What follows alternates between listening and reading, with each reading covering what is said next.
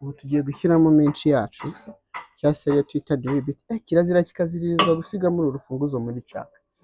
First of all, about safety machine, yeah, even if I'm not just using it well, ariko kirazira gusigamo jack key kuko imashini yatse yahita ikora ibitangaza.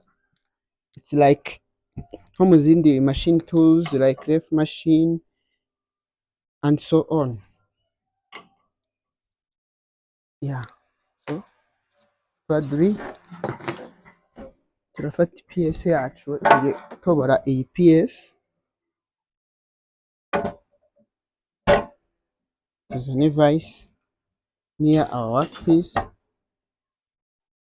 then ugomba kumakinga sure ko PS yawe iri straight with even a reference of this line of this table kuko ibiri straight as enough, kandi this axis ibiri straight according to the machine.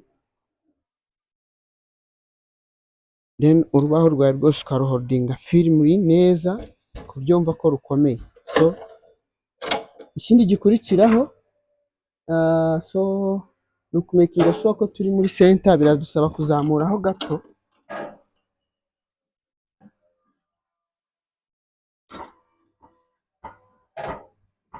like yes, good, we are there, so we are ready to go. Then we switch on the machine.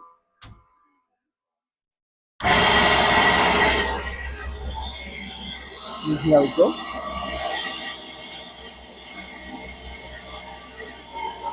Woo! Woo-hoo!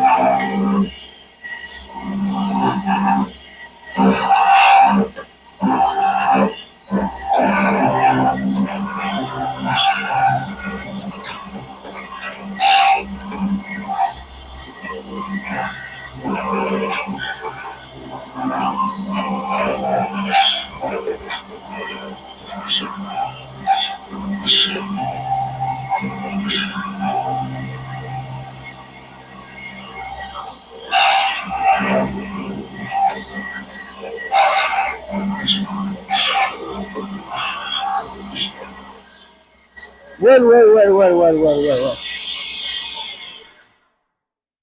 So